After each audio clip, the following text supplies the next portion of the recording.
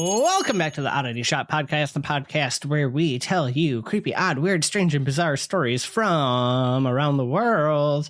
I'm your curator, Zach, sitting here with the always amazing and beautiful and lovely and coming to paint my house this weekend, Curator Kara. How are you? Listen, I ain't that lovely today. I am sweaty and gross because I've been outside I haven't stopped all day long. And so I literally didn't even have a time to like shower and like change even. I'm literally wearing my yard stuff. So she is wearing her yard. I pretty much am, because you know what?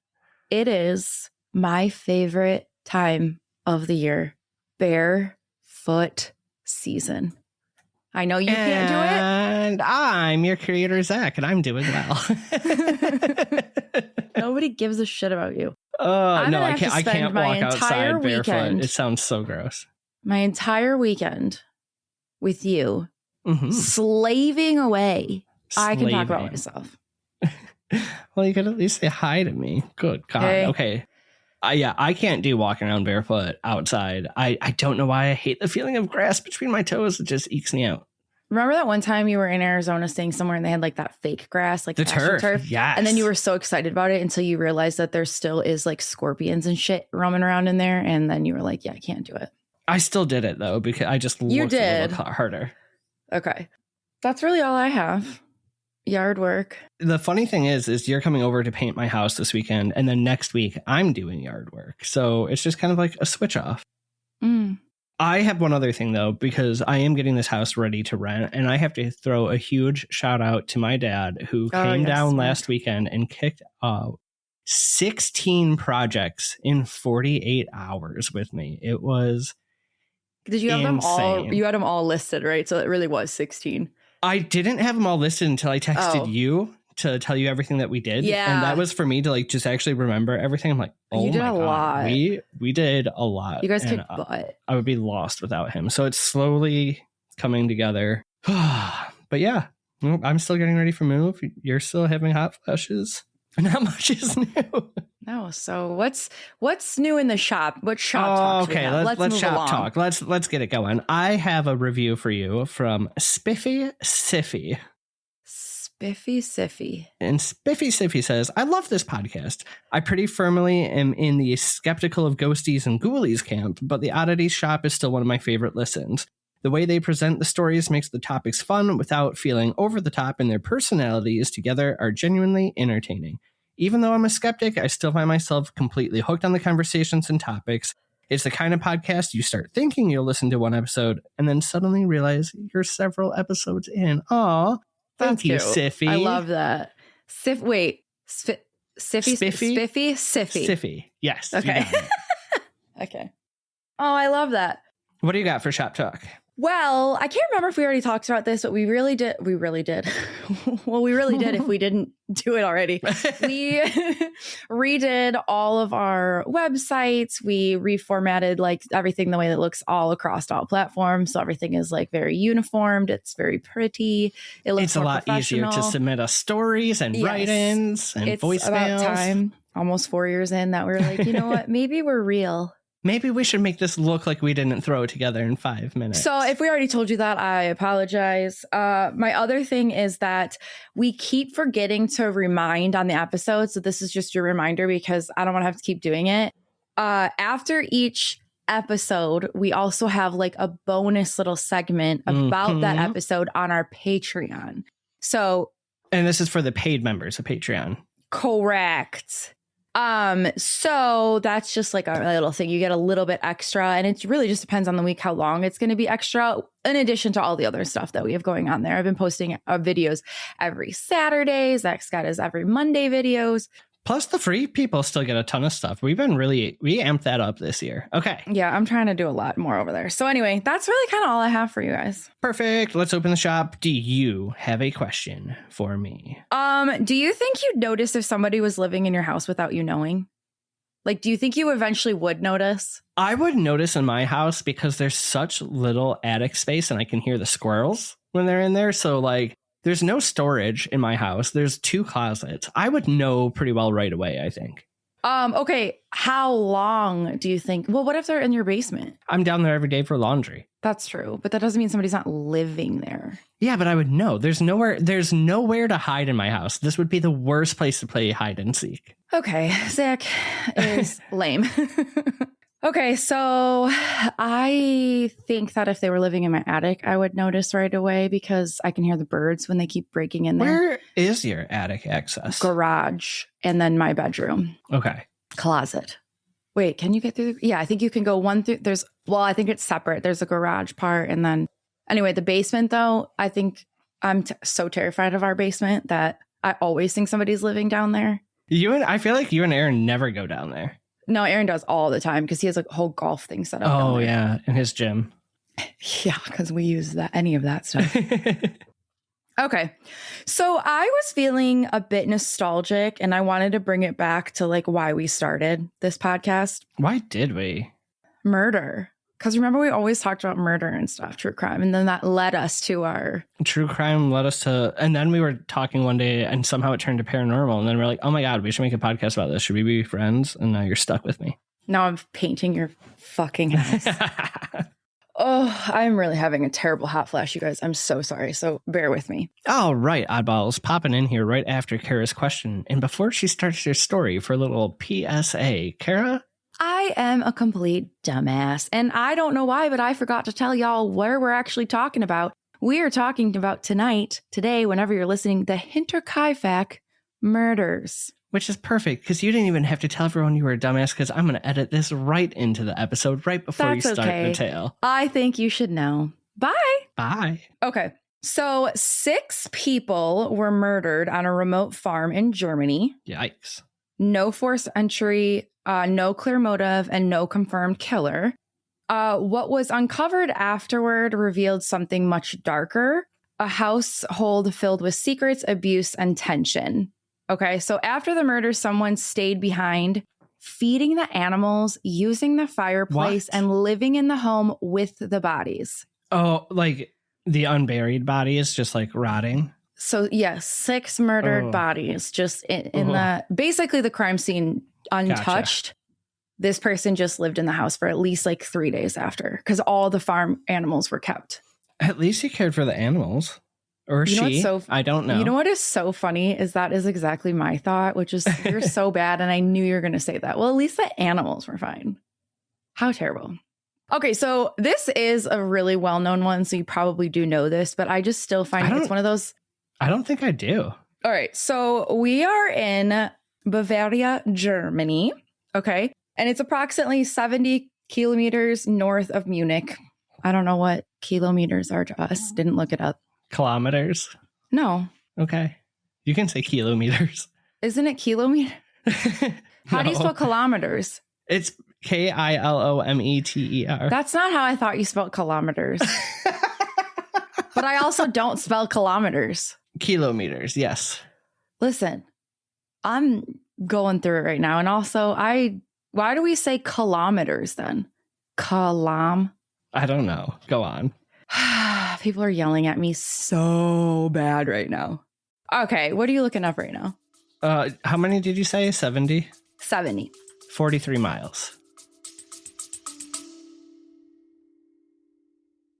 Hey, Zach, are you running low on spiritual supplies? Hey, Kara, are you looking for a place with handmade items? Yeah, we should probably go to Mystic Moons. Oh, our buddies? Yeah. They make the most wonderful hand-dipped incense with over 24 scents, and we've smelled absolutely every single one of them. Yeah, or maybe you might just be looking for a hand-strung bracelet made with only the best intentions. And not only do they have the best intentions, they have 4 strings each, and they last forever, which I would know because I've broken every bracelet you've made for me and not theirs. Oops. Well, they also have simmer pots for every occasion, like San to Yule. And don't forget, Melinda is also a medium and a tarot card reader who's given us amazing readings, so she's ready to help us or you connect with past loved ones and get to know insights into your world. My spirit animal is a camel. Thanks, Melinda. Anyway, so look for Mystic Moons on Facebook or Etsy, and then you can restock all your spiritual supplies. Oh, be sure to check them out at www.etsy.com/shop/Mystic Moons LLC. Or at Mystic Moons on Facebook. They're all over our socials, so I'm sure you'll find them. So go get some goodies. Okay, Kara, goodbye. Bye. Okay, so basically 43 miles from north of Munich. Anyway, so it's a single farmstead. It's not a town, and it's surrounded by forest and farmland. And the nearest neighbors, like, they were not close. So isolation played like a major role in kind of what happened. So basically, this is just a huge farm or a decently big farm. No neighbors anywhere close. Okay, so the family is Andreas Gruber. He's 63. This is where, okay, so it's spelled Cazilia, but it's almost like Cecilia, but it's Ticilia. Okay. So I'm going to mess it up. I'm so sorry. Ticilia Gruber, 72. Victoria Gabriel, 35. Ticilia Gabriel, 7. So she's another one. And then Joseph, 2. Oh, they really made it hard for you with 2 of them. I know. Well, one's grandma, one's granddaughter. Yeah. Okay. So they also have Maria Baumgartner, and she was 44, and she was the new maid. So on the surface, a multi-generational farming family, but in reality, it was a household with a known and very disturbing history. Ooh. So this is a case that kind of brings everything, all of the nasties and the weird shit, all in like one case. Okay. So here is kind of where we're going to begin. So around 1915, rumors in the village escalated, and concerns focused on Andreas and his daughter, Victoria. Okay.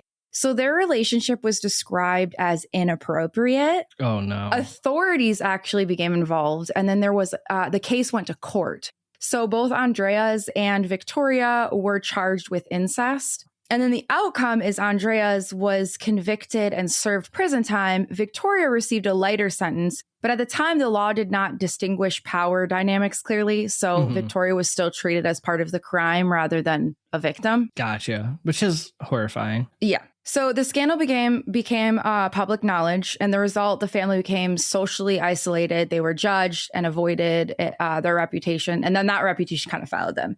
So there is like a lot more, obviously, details on that part, but like a neighbor had apparently like witnessed them in a bush or trees or something, and like that's kind of how it got started. There's like reports of basically like suitors coming to want to like marry Victoria, but he always had a reason to why like they were not good. Like just weird things happening that kind of like that poor girl. Right. So that kind of like spiraled like some concerns. And then I think a neighbor witnessing it brought it all to light. Yeah. Okay. So Victoria gave birth to Joseph in 1919, and questions immediately arose about the father. So there were possible fathers. Her deceased husband, Lorenz Schiltenbauer. Oh, God. Okay. Andreas Gruber, her dad. And the timeline inconsistency like fueled suspicion, though, because many in the community believed that Andreas was the father. And if true, the incest did not stop after the trial. So that abuse just had continued. So, and I'm sorry, I don't know if I made this clear. Her husband died. And then there was also, so there's 3 people that was thought to be the dad. Her husband before he passed away, Lorenz, and then her dad. Okay. Gotcha. Sorry, I think I read it weird. Okay. Yeah, I thought you only had 2, but that makes more sense. Yeah, no, sorry. All right. So Lorenz was a neighbor, a widower, and he was respected in the community. Victoria and Lorenz began a relationship after the war. Began. Yeah, I'm sorry, I'm not doing well. Carrie is out in full force today. Lorenz believed Joseph was his son. Okay. And there were discussions of marriage. So, you know, her husband was in World War I. He died, whatever. So now she starts this relationship with the neighbor guy. And he thinks that this child's his. Okay. So basically, Victoria later told him that the child might not be his. And so this obviously led to conflict and then legal disputes over child support. And basically the breakdown of the relationship. Like, you know. What year was this again? 1919. I imagine child support is kind of hard to prove at this time too, or like. Well, he had been paying. Yeah, but like. Oh, I see what you mean. Yeah. So it was just crazy. Yeah. So then Lorenz may have suspected then that the child was Andrea's. And then that kind of, it introduced to him humiliation, anger, and betrayal, because he also thought this was a child for a long time. And he's been paying. Right. So that kind of brings us, the start, right? So that gives us kind of a little bit of a dive in the family, their weird dynamics, disgusting dynamics. This is where now we bring in, this is what I'm saying, we've got a lot of shit in here. So we've got incest. Now we've got a small little haunting part. Oh, okay. The maid. So the previous maid had left suddenly. So remember in the beginning, I said they had a new maid, Maria. Yeah. Okay. So their previous maid had left suddenly because her claims that there was footsteps in the attic at night, movement about in her room. Like she would consistently, the door would be open when it was shut or shut when it was open, like things like that. She consistently felt like she was being watched, and she had a fear of being alone in certain parts of the house. And so she refused to continue working there because her conclusion was that the house was haunted. Did she check the places to make sure they were empty first? Well, she was terrified to go into certain places. Like she just had that really bad vibe where you're not going. Okay. So she was terrified. I mean, she quit her job. She was petrified. So the new maid, Maria, arrived March 31st, 1922, which unfortunately was the same day as the murders. Oh. Can you imagine any of her family? Right before you said it was the same day as the murders, I was about to be like, oh my, they have a new maid named Maria. Like, how do you solve a problem like Maria? Little Sound of Music action, but yeah. I thought you were going to say that no, I don't know. I don't know what I was going to say, to be honest. Okay. She had no time to teach those kids how to sing a song. So Andreas reported unusual events, footprints in the snow, leading to the house, but none leading away, strange attic noises, a missing key to his house, and a newspaper from Munich no one purchased. So he searched the property with a firearm and he found nothing. Who is on their way to commit a murder and goes, I'm going to stop and pick up the Daily News? Well, we're going to keep going and then you might. Okay. So basically that's kind of what we have. So incest, maybe a haunting, and maybe a Frogger. Yeah. Well, that's kind of what I was going to say. I didn't know if you were getting there yet, but that's exactly what it was, is now that it's suspected that this person had been living there this whole entire time. So he probably just had the paper out and forgot to hide it. For anybody who doesn't know, Froggers are there people who hop from pad to pad and live inside your house without you knowing. Basically, yeah. They live inside your walls and attics and basements. Oh my. Okay. So the murders occurred in the evening, okay, and four victims were killed in the barn. Andreas, Cecilia, Victoria, and then the poor granddaughter, Cecilia, who was only 7. Ugh. The weapon is it a mattock? It's Mattock. It's a heavy farming tool. I think it's mattock or mattock, whatever. Yeah. Okay, mattock. It's a heavy mattock. Mattock, yeah. Okay, so heavy farming tool. Okay, and then the attacks were close range, controlled, and likely one by one. They're kind of like a big pickaxe, right? I believe so, yeah. Yeah, Ugh. like those, yeah. Yeah. So basically the victims were likely lured one by one into the barn and killed off This is a really sad detail. This 7-year-old survived for hours. And so she had this problem, which it's really awful because she had this, I don't want to say issue, but this tick of pulling out her own hair.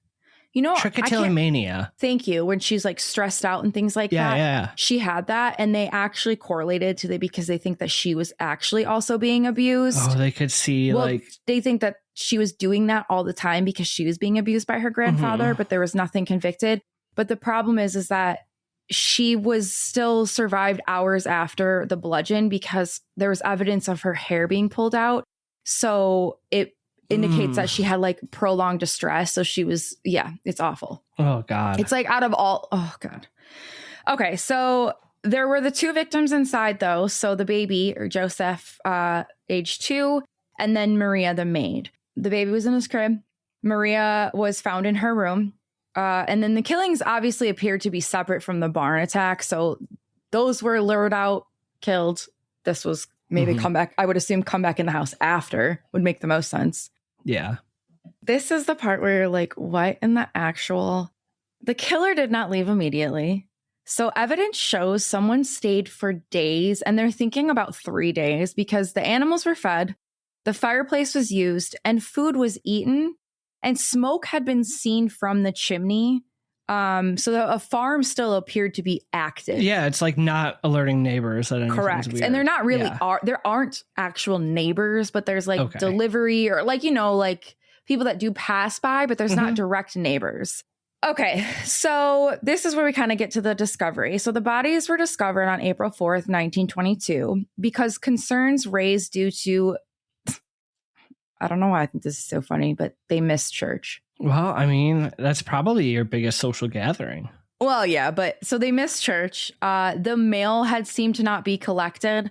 And then there was clearly like no sightings of the family. So if people were driving by or whatever, they're, whatever.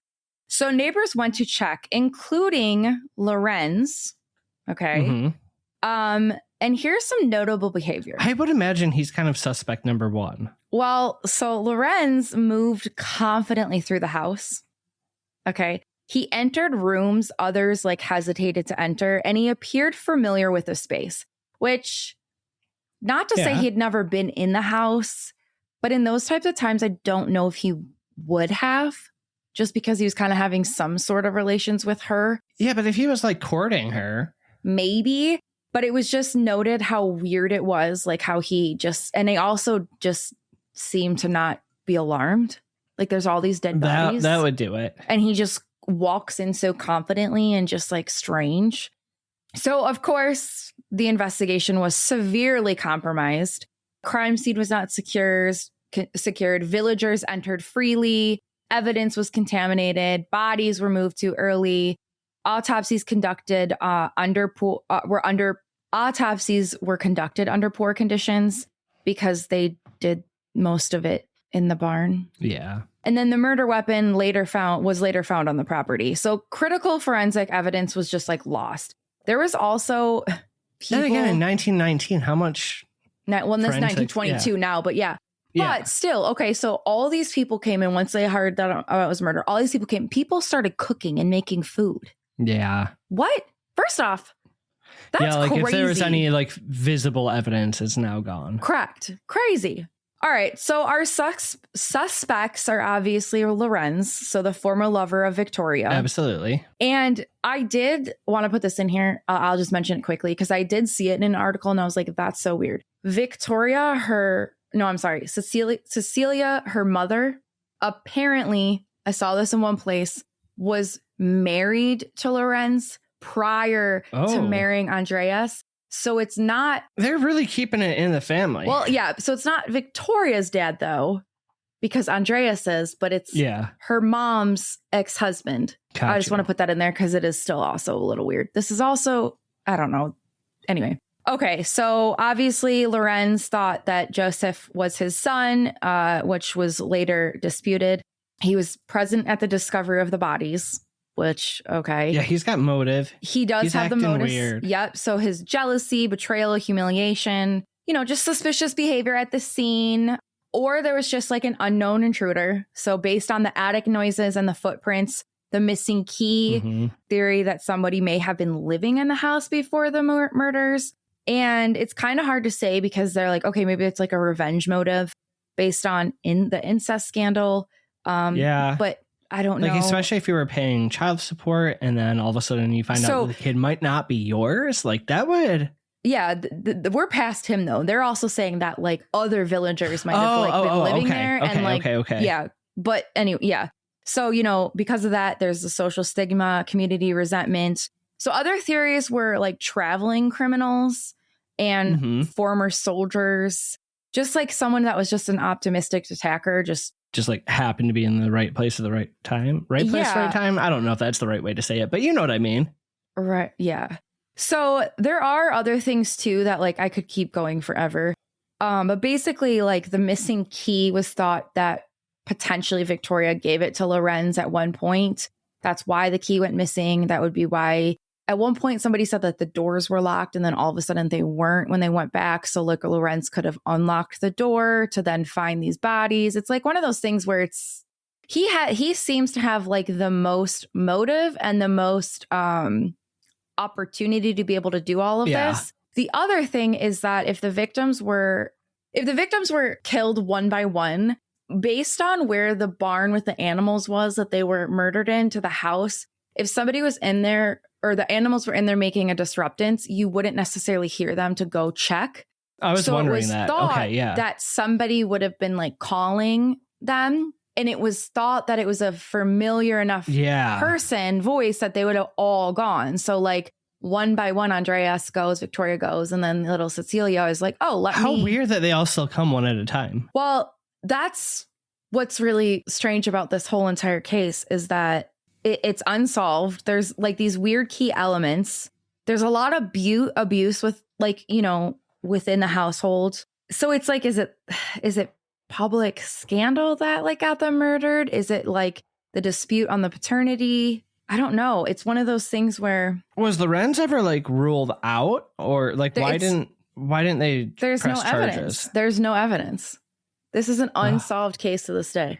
That's crazy because like even with the murder weapon on the property, like there is evidence. We just didn't know. You know what I mean? We just didn't have the tools to give them an ending that would be fair for the family. Well, and this is why one that I've always like, because it reminds me a lot of the Villisca axe murders, where it's like, how do all these people get murdered? No one knows what the heck's going on. There's so many different avenues. It reminds me of, and I know there's not, at least you didn't bring up evidence of this, but with them being brought out one by one, it reminds me of, I can't think of his name, but it was the house of nursing students who are mostly Filipino, and the guy breaks in and restrained them one by one and then took them all from the one bedroom they were restrained in and into the other room and killed them one by one. I don't know if I know this. Do I? Oh, if I don't do, look that it does up. Not. I'll cover it. It's It's absolutely horrifying. That sounds horrifying. But I wonder if there's just other evidence we're missing of them getting from the house to the barn one by one. Like if there was something that happened in the house, maybe even like what if? Because with how little evidence we have, right? Like, do we know the time of death of them? Because maybe this happened over the course of days. Well, they knew that it happened that night because of certain deliveries of, I can't remember what it was, like milk or something like that. So they did know that it was that time frame. And at one article, again, I didn't put stuff that I couldn't find multiple times. I didn't put in here, but one article did say that it was like some of the neighbors that came to deliver a certain something that realized that like something's not right because they haven't been like no one's been answering or whatever. So they didn't know it was for sure like that night and kind of the hours of when it would happen, like early in the morning, like 3 a.m. or something like that, based on, food, whatever. There are some stuff. Okay. But it's just weird to me because, the one by one thing gets me. So obviously it wasn't the dad because there was no suicide or anything. No, he was bludgeoned. How would he do that himself? So it also reminds me of Amityville, where it's like, how is everybody shot one by one? It doesn't make sense to me. Yeah, because like even where you were saying if they, she are calling them out there one by one. I mean, that's the thought at least, right? Like, but you would have had to hear the screams and the hits if you're gonna hear. Yeah, I think it's Lorenz. I'm just going off of the little bits of facts that I know, but like I think so too, because number one, it makes the most sense as far as like why he would do it. Like you definitely kill Andreas the motive because he's disgusting. And I could see you being like disgusted about paying money. So you want to get rid of the kid that you might be thinking is, I'm not saying this, right? But you might be thinking is an abomination. And then you're mad at her for not telling you that and it could be a possibility. Daughter, and you got to kill Maria because she's a witness. Once you got a couple of them, you gotta just keep hacking. Yeah, I mean that makes like the most sense. Or it really was just like a communal thing, and the community's like, get this family out of here. Truly, because you could go that way too. Because the wife, Cecilia, is not caring that her husband is incestuous with her daughter, potentially her granddaughter. We have no freaking idea who this kid is. The other kid is. Who does he belong to? Yeah, but I mean, do you think people cared enough in 1919 to 1922 that they would be like, okay, this family's got to go? Or yeah, I mean, it was a huge scandal. They were a pretty big scandal. Was a huge scandal. So they were well known too then. Yes, for that specifically. Okay, so that changes things a bit. But you could either go either way with both of those. I would think that is either, or it's Lorenz got the town to be like, let's do it. Fair. Yeah, it could be a few. But it's weird too that like, whatever it wasn't just a spur of the moment. Like if somebody had been going in and out of the house, see, that's where I go back to Lorenz again. Unless it was a haunting. But also, do you think like why would he have been like potentially living in the house? So whoever it was okay, let's just say 100% they were living in the attic. The reason I say that though is because they kept hearing footsteps up there, like at night. The old maid quit because she was so terrified about her stuff being moved. Who was the maid before that maid? I don't know. I don't have her name. But suspect. like, why would she quit and then kill everybody? Not saying her, the one before her. Because if the new maid came in, she was already hearing strange stuff in the house, and you have somebody who already knows the house. Maybe they're like, yeah, I meant, but why would she quit and then come back and kill everybody? Not the one who thought it was haunted. The one that got killed? No, I'm saying before both of them, there had to have been another maid. Well, that's what I'm saying. It could be another suspect, right? Like, where did she go that the one who quit came in that thought it was haunted? Maybe she just went in the walls. Maybe there wasn't another one. Maybe there was only the one that quit. I'm just trying to come up with other suspects here. I don't know. I think it's either the town or Lorenz. So that's all we got. Hey, you're going to just leave me on a cliffhanger like that? What do you want me to do? It's unsolved. I don't know. Make a time machine. We have to solve it now. Well, I just thought it was interesting because there was like a haunting aspect. There, not necessarily really at all, but she was terrified that she thought it was haunted that she quit. When reality, it was probably just somebody living in the fucking attic, and Lorenz just looked one time.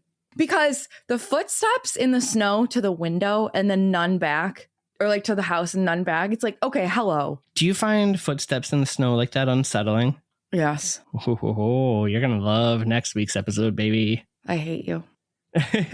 But anyway, that's one that like is always stuck into me because like I said, stuck into me.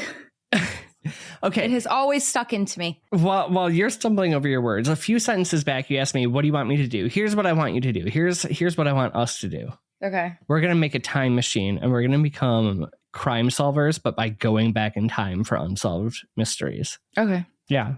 So if anybody has schematics to a time machine, let me and Kara know.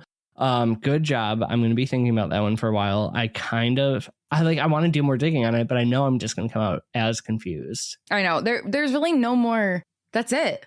That's all we got for you this week. In that case, if you've ever suspected somebody was living in your house, tell us what happened in your house and why you thought that.